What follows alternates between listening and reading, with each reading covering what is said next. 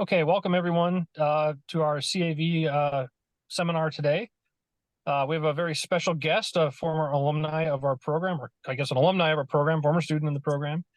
I'm going to pass it off to Dr. Sparrow to introduce Brian. Okay, thank you, Dr. Bernard. Well, this is a pleasure.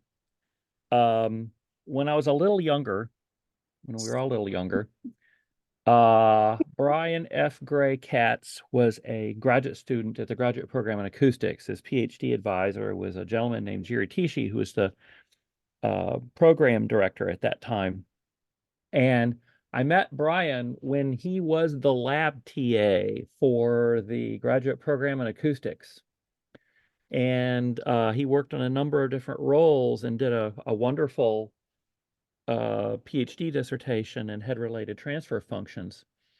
Since then, because of family connections, he's been working in France and moving up into the system. And I would dare say now that, he is one of the most famous acoustics people to have graduated from the graduate program in acoustics. He's done tremendously in his career, and for me, as a former committee member, to see him grow into this internationally known expert in the area, it's just a joy to watch. Brian, again, you run a very good lab over there, and we're proud of your accomplishments. So it's really fun to have you come back and talk about things that many of our students are very much interested in. And again, I want to thank you for being with us today. Again, it's late in the day there for you. So again, thank you doubly for doing the seminar. But I'll let you take it away. Dr. Katz, again, thank you very much for being with us today. We're interested to hear your words. Thank you very much for that very pleasant introduction. I haven't been back since graduation, so that has been a few decades, and it's really a pleasure to kind of present things back and hopefully have some interactions and questions with students and some of the new faculty there. It's quite interesting to see that some of the faculty that are there now were people that I was in class with at the time, so that's always kind of fun. But yeah, if I think it's ready to start. So what I'm going to present is kind of a global project and a global interest looking at historical room acoustics, which is kind of a mix of acoustic studies and virtual reality, aspects of cultural heritage, and some experimental archaeology that we've been developing to kind of make use of this kind of research. So if let's see if there we go. So despite Dr. Sparrow's kind of introduction, I'm going to give a quick overview of how I got where I am. So I originally had a master's degree in applied physics. My project at the beginning was a solar heat pump without any moving parts for third world countries. And due to lack of funding, that transitioned to a study on creases in fabrics and wool trousers in England. I then came to Penn State to do a PhD in acoustics on numerical modeling of spatial hearing. But that's not what I was doing when I first arrived. So in the beginning, I was doing active noise control in plane cabins. And because of experimental failures and some theoretical problems with the idea that was proposed, I transitioned and quite sharply changed, and then was looking at simulations of human ears and hair and skin and how that affects spatial hearing. I then went into room acoustics for a couple of years. I worked at two different companies in New York in performing arts room acoustics, but kind of always felt the pull back to research. So I took a leave of absence at one point to come to France for a year to kind of get back into the research world, and decided not to go back. Following a second postdoc, I then became a tenured researcher in the French research system, which kind of would be like the NSF if the NSF hired scientists. But I continued to work with room acoustic consultants and give advice and also get return from those kind of collaboration. I think that's kind of an interesting point. And then I did my HDR, which doesn't really exist in the American system, but it's kind of a senior research diploma. It's kind of a PhD on everything you've done since your PhD, usually about 10, 15 years afterwards. And I did that on sound and space. So that gives me about 30 years of kind of research in spatial audio and room acoustics. And it kind of comes out of, in one chunk, spatial hearing, which is what a lot of what my PhD was on, room acoustics, which is kind of what my consulting and applied research at that time was on, and then branching into virtual reality and audio interfaces, which is kind of a place where all of these things combined.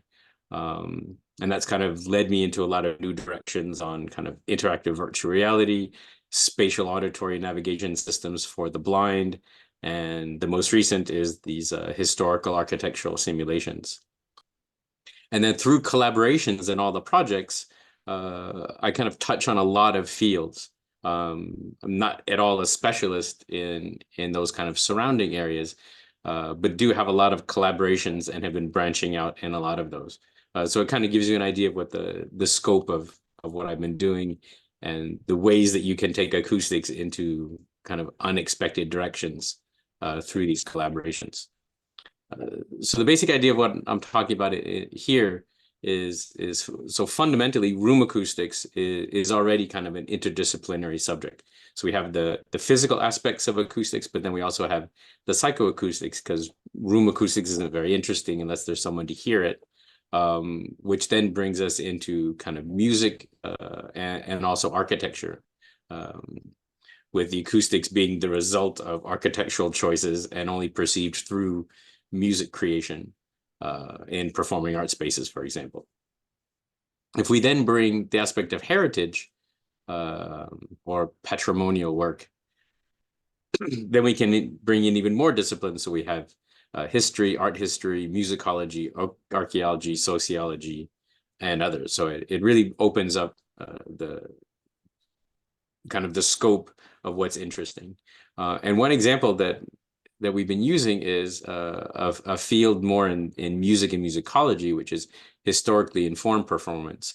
And this is a whole kind of branch of active musicology, where research and historians are trying to find original manuscripts, recreate historic instruments, and music performers are trying to recreate as close to the original piece of material and in the original style as there was, recreating postures and playing styles.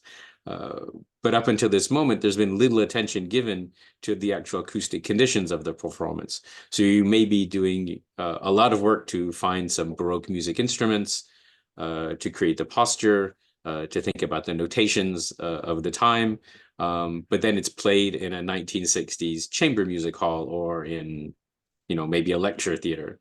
And there hasn't been a lot of attention to the effects of the acoustic conditions and how those acoustic conditions impact how a musician plays.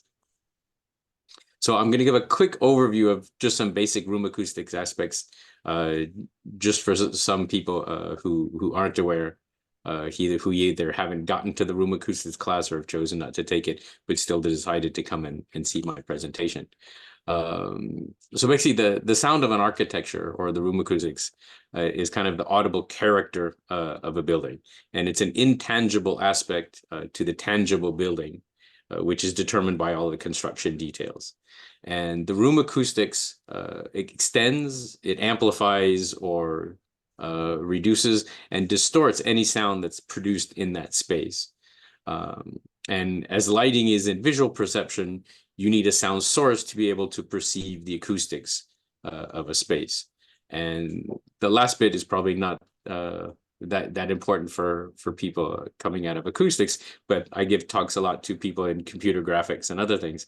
But it's good to remember that unlike sound, unlike light, sound is a function of time, and all the spectral and temporal evolution of time is what defines its character. So if we look at the kind of the basis of how we describe the acoustics of a room, we can take the example here. We have a singer on stage and a listener, and we have various acoustic paths for the sound to get from one to the other. And if we kind of combine all of those paths, we have what is called the room impulse response. And if we start kind of analyzing that, we can look at the early part of the response and look at individual reflections, their decay rate, and kind of get the EDT, early decay time.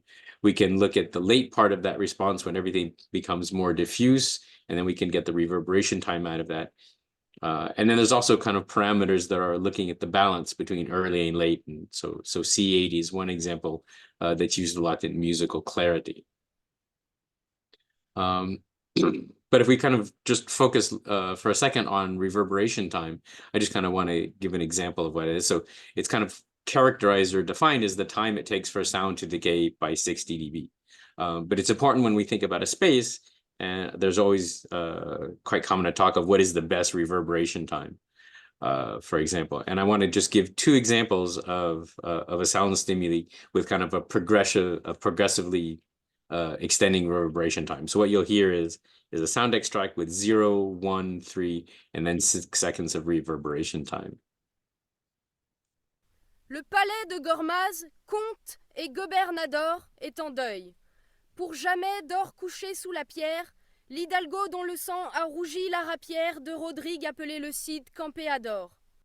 Le palais de Gormaz, comte et gobernador, est en deuil. Pour jamais d'or couché sous la pierre, l'hidalgo dont le sang a rougi la rapière de Rodrigue appelé le Cid Campéador. Le palais de Gormaz, comte et gobernador, est en deuil. Pour jamais d'or couché sous la pierre, l'hidalgo dont le sang a rougi la rapière de Rodrigue appelé le Cid Campéador.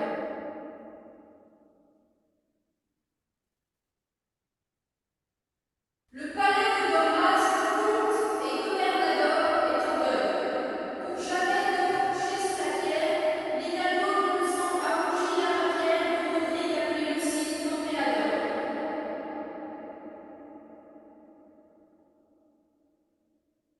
So I think it's pretty easy for all of you to sit there and say what reverberation time was kind of best suited to that experiment. And it's usually the 1 second reverb time. But if I gave you a different kind of sound, say, for example, the sound of a pipe organ, it could easily be 3 or 6 seconds. And that's what the other example is, but I'm not sure how much time we have. So I can come back to that if anybody has interest. But it's just important to kind of retain the idea that the best acoustics of a space is a function of the context and not of the space itself. So how do we study room acoustics in general? So we can do modeling, numerical simulations, which gives us an idea of the impact of shapes and materials on the resulting acoustics. And then we can also do acoustic measurements, which allows us to quantify the current acoustic conditions, and can also be fed back into the numerical simulations as a means to calibrate the computer model to a given point in history when those measurements were made. And through numerical simulations, it's possible to predict how the sound evolves in a space, what the impact of certain reflections are. We can do two-dimensional kind of simplified simulations, and then extend that to three-dimensional, more detailed simulations. Here on the bottom, it's looking at a concentric ring diffuser and how on a flat surface we're able to produce kind of focusing effects. But what's important is for a detailed model is we need a 3D acoustic model, which is basically a geometrical model, as you would have in computer games or in architecture. And then we combine that with knowledge of all the materials and their acoustic properties. But what's important, it's not just the surface information, but also the construction level details. So to know that something is made of wood isn't sufficient. For example, if a wall is made of 2mm plywood, or a 1 foot thick solid chunk of oak, the acoustics of that are going to be different. And ideally, as I said before, if you have an acoustic reference measurement that you can include with a model, then you can start calibrating it and have very accurate results. But before we use these simulations for any kind of scientific study, there's kind of 3 levels of quality that we can look at. So the first is, can we trust the acoustic fidelity of the virtual reconstruction that we've made? So that's basically, if I simulate a measurement, do I come up with the same thing in the real space and the virtual space? Do my metrics like reverberation time and early decay time and clarity come up with the same thing? And then we go a little farther and say, well, if I actually want to listen to these simulations, so do I trust the auditory fidelity of them? So do I hear the same things in both of them? Because obviously our hearing, we pay attention to a lot of things that aren't represented in the acoustic metrics that are kind of generally defined. And then if I go even one step farther, if I want to create a convincing immersive environment where I interact with the space, then I want to know, hearing something or doing something in response to what I hear, do I react the same way as I would in the real world in this virtual simulation? And that's what's basically defined as ecological validity.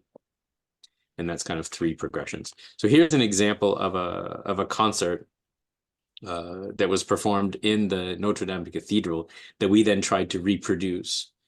So the first example is the recording over the conductor's position, which was just shy of the nave. And the second one is basically taking close mic recordings of all the musicians at the concert and feeding those recordings back into the acoustic simulation. So I can play you a quick excerpt of the 2. So here is the real conditions of what actually happened. Oops, I missed.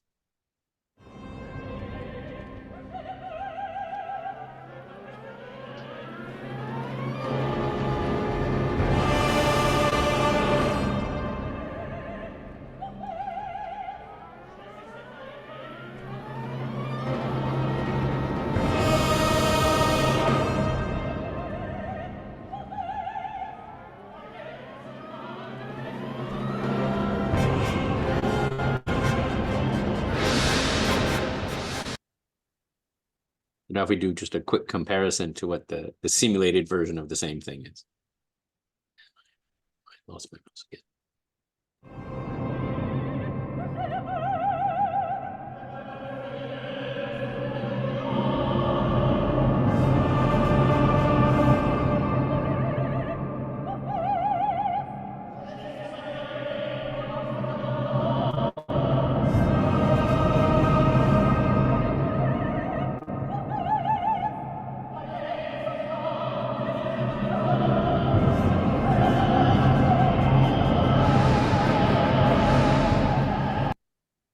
So if we had a bit more time, or we could kind of switch off the screen sharing, it'd be kind of interesting to get some feedback from everybody of how they heard the simulators and what was different. But we've done a study using this approach on 3 different spaces and a number of different reconstructions, and trying to see if people could tell differences between the actual recorded events, or basically using measured room impulse responses or the simulated impulse responses, and judging on a number of categories. And here's one of the examples. We're looking at comparing the level of reverberation, clarity, the sense of distance to the performers, tonal balance, coloration, plausibility, apparent source width, and listener development. And what we find is that for the vast majority of all of these, we're quite kind of in the middle of on the fence between one or the other being biased. So we have quite a lot of confidence in the methodology we've used and the tools that we used, at least according to those perceptual attributes. And once we have that now, and we have this model that we have confidence in that it represents the reality, then we can start doing some interesting things with it. So we kind of get into this idea of historical changes and the experimental virtual archaeological aspects. So I'm going to give 2 short examples, and then I'm going to go into a little more detail on a third space. So this is one of the earlier spaces that we worked on, which is a small theater, kind of horseshoe Italian style theater in France. Became famous because of who was involved in it, but over the period of about 100 years went through 4 renovations. And at the same time, you have theater historians and performance studies that have seen evolutions in the use of vocal talent and ways of performing on stage. And there was kind of an interest to look at how much of that could have been influenced by the acoustics versus by trends that were outside. So we recreated a virtual version of this building, and we're able to go to different times in history. And then we recorded a pair of actors in a separate theater with close mics, and are able to project that performance so it's always the same, without kind of the variations due to just performer variance and influence in different spaces. And then as an audience member, you can see what the impact of those acoustic changes is. A second study that we looked at was kind of looking at Baroque music. And so we have kind of chamber music in the Baroque era, was written usually for like the Queen. So here's an example of the Queen's music room where chamber music was written for and performed. And we wanted to see how performers who specialize in this historically informed performance would actually perform differently in different spaces. So they're working on either actual 17th century or 18th century instruments. And we had them come to Versailles and actually play where the musician would be if the Queen was there. And then we had them play also in a more modern concert hall at the C'est la Musique that was built. And then we also had virtual reconstructions of those same things. So this is a way to kind of look at how performance variations are affected by that. And then a future study is going to start looking at mixing and matching visual and auditory stimuli. So if I give you the acoustics of Versailles, but if I give you the visuals of the modern hall, which one are you adapting more to as a performer? Is it what you see, or is it what you hear? And if we now go on to kind of what our biggest project at the moment is, so we all know, or most of us know, that April of 2019, Notre-Dame Cathedral caught fire. There was quite a lot of damage. The roof fell in, the spire, and portions of the vaulted ceiling were perforated. That left a lot of damage, damaged the floor, significantly damaged the bell towers. The choir organ was destroyed.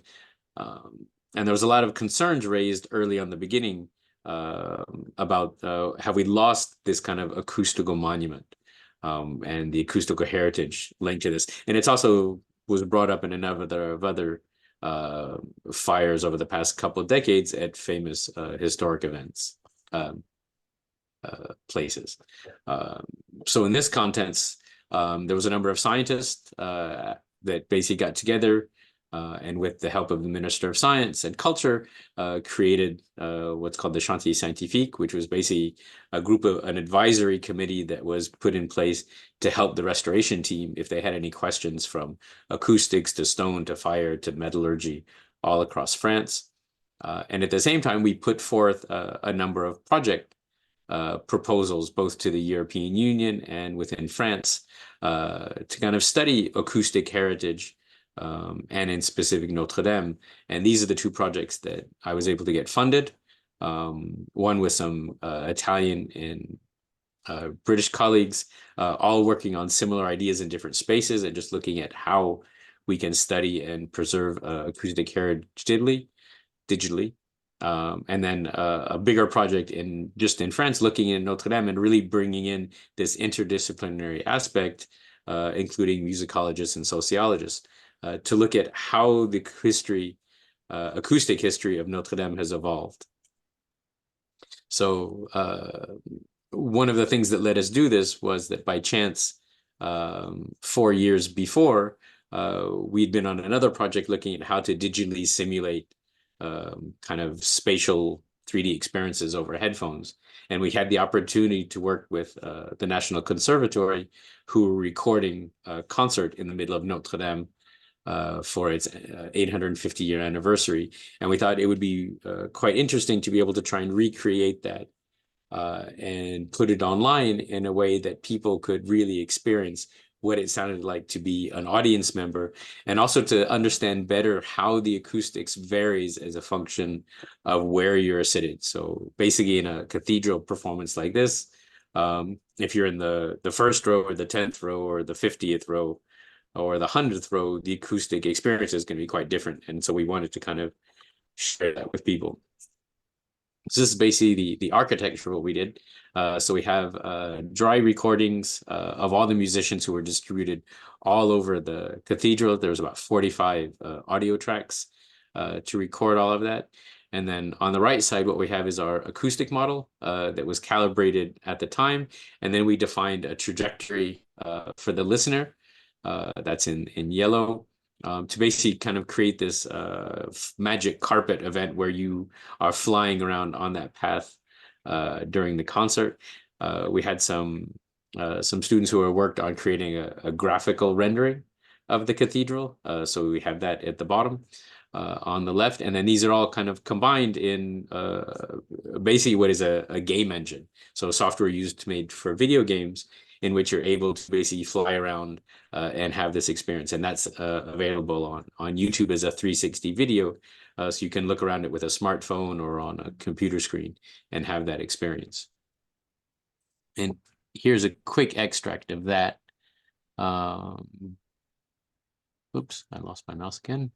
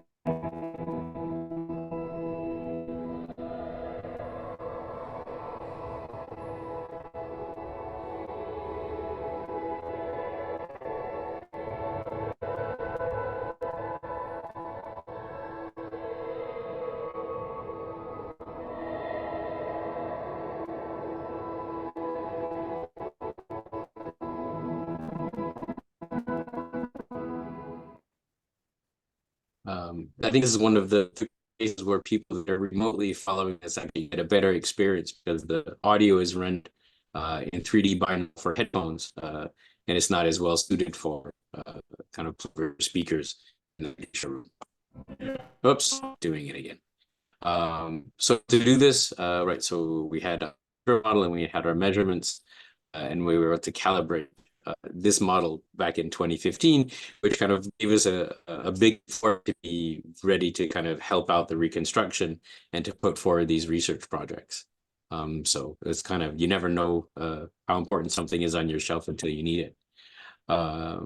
And so in this project, looking at the history of Notre-Dame, we can kind of look at how the architecture has evolved. And on the bottom, we kind of see what the church was that was before the Notre-Dame that we know. So a small kind of Roman style church. Then we have the starting of the building in Notre-Dame, which opened just one end of it. And that was kind of consecrated and used while the rest of the building was in place. And that lasted probably about 50 years while the rest of the construction took place. And then we have Notre-Dame in its full length. But it's not until another 100 years where they start adding on all these side chapels. So we can kind of look at what is the acoustic impact of these changes, but we can also look at how music has evolved over that time and how decorations have also evolved over that time. So for example, there used to be a wall separating kind of the clerical space and the general public space called the Jubé. That's no longer in Notre-Dame, but it's thought of that as it was used sometimes for preaching on top, for giving some kind of acoustical barrier. There could be singers up on top, for example. Before the grand organ that we know now, there used to be a smaller organ on one of the sides that there's no trace now, and only very few historical documents. Here's an image of a similar organ from roughly the same time period in another cathedral. And then there's also just issues of, say, intelligibility and knowing how when the church went from preaching in Latin to preaching in the local language, that now it was necessary for the words to actually be understood as opposed to them being more musical or ceremonial.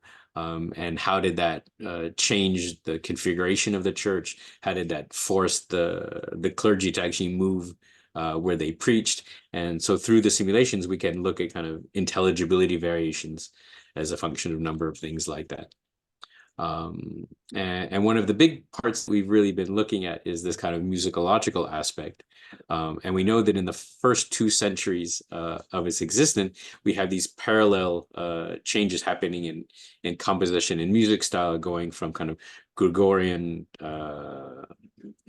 chant into polyphony. And those are happening in Notre-Dame, and the clergy of Notre-Dame and the choir of Notre-Dame, which later is referred to as the School of Notre-Dame, is one of the main centers of this change. And so what we can wonder is when these change was happening, which acoustics were they in, and how influential was the acoustics of the cathedral at the moment on this kind of singing style. So could we say that, for example, is it easier to sing polyphonic music in the Notre-Dame of the early 12th century, of the late 12th century, or in the cathedral that was there beforehand? What is the impact on the expansion of the cathedral and on the addition of the lateral chapels on the ease of singing and also on the reception of these different singing styles? So we put together an interactive system which allows real-time oralization of multiple people. So this is our anechoic room, and we have a choir of 4 singers, each one with an individual pair of headphones and a close microphone, for which each one of them has their respective room acoustics simulated. They're open headphones, so they hear directly what each other is singing. And we can look at how both, one, what is their feedback from singing, but then we can also analyze musically and acoustically how their singing varies in different conditions. And the student who's working on this, Sarah Beth Mullins, has also been taking videos and looking at how kind of posture and nonverbal communication between the singers may change given the acoustic conditions. I have a quick excerpt of just listening to them sing an end of a piece.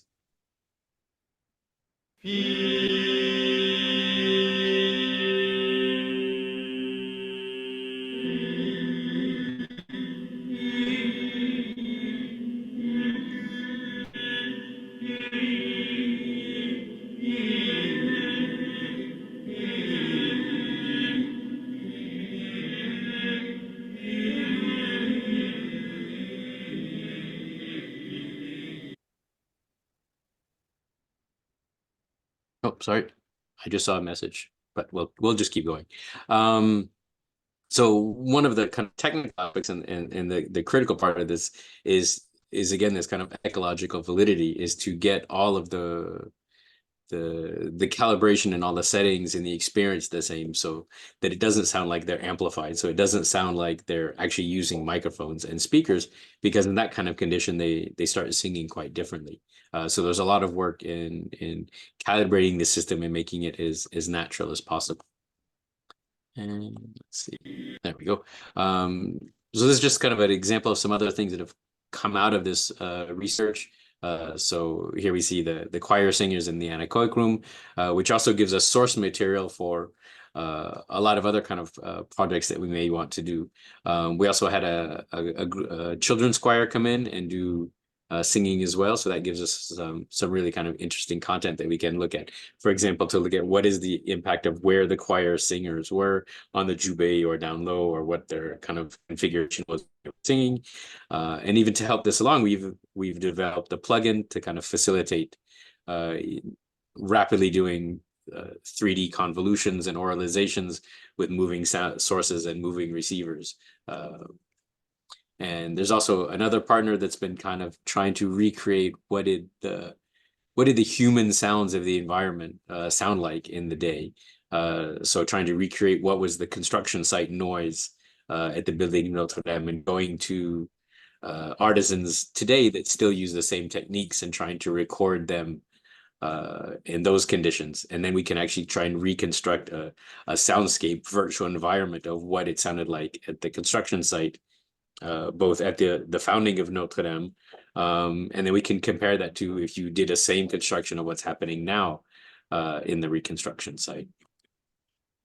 And then, so after those kind of research aspects, I just kind of want to point on this idea of communication and how do we communicate the results of usually public funded research on something that has a lot of high profile. So while conferences are engaging, they're quite limited to kind of the audience, and usually the audio system, for example, is not very well adapted to presenting this kind of material.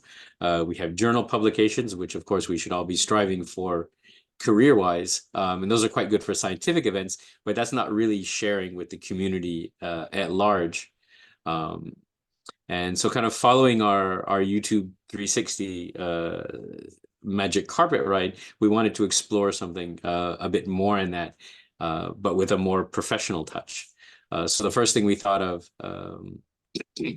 was a radio fiction. So could we do like a mini audio series that was a binaural, so an immersive audio podcast, as a way to kind of lightly hint at some of the interesting things that are coming out of this research, but not in so much of a lecture style, but as a fiction that used the research in its kind of storyline. So we contacted a team, a production company, gave them a list of what things we wanted to have included, and then also the list of all the material that we'd recorded and the tools that we developed, and gave them a lot of liberty to kind of actually do the artistic story writing. And what they came up with was this podcast called Looking for Notre-Dame, which is a 4-part audio series. And it's basically a fiction around the idea of Victor Hugo has writer's block while he's trying to write his Notre-Dame Cathedral. And then he's visited by a muse, which is kind of the embodiment of Notre-Dame, who then teleports him through history to kind of experience different moments and different conditions to help him in his creative process. And that's freely available either on Audible or through our website to anybody, and it's in French and in English.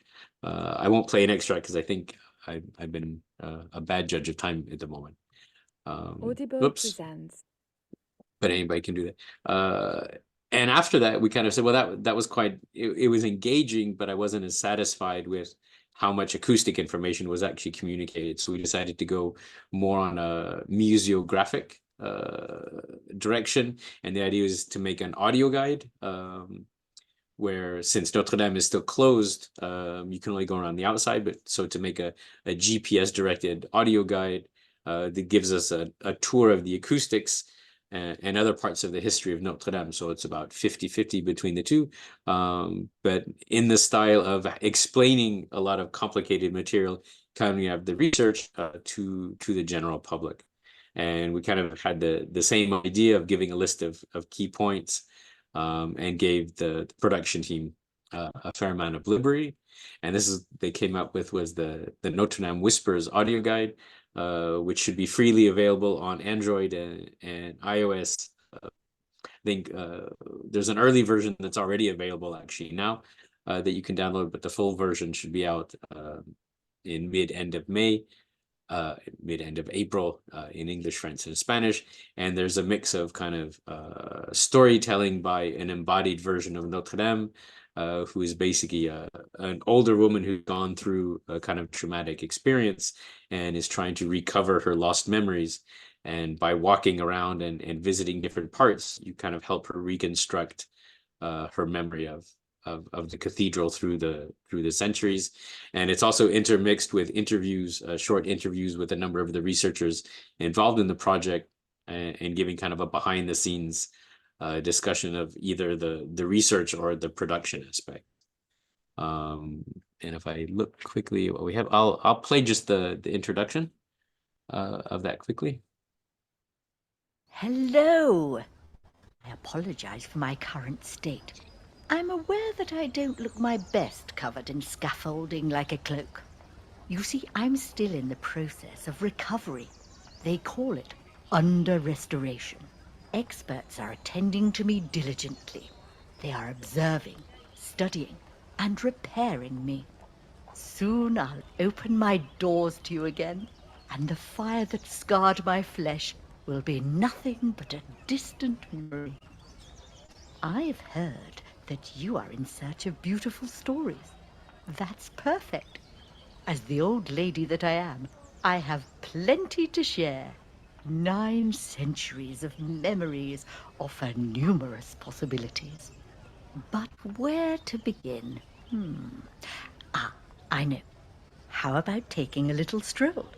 I suggest we tour the property and pause from time to time to observe me.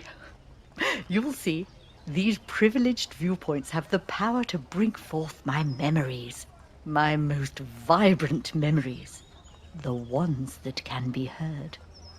Let's dive together into the echoes of my past.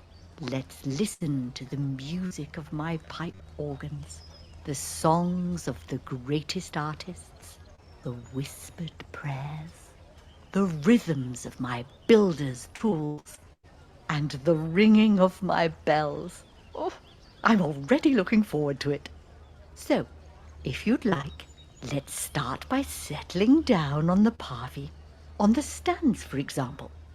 And let's go back to the very beginning of my story.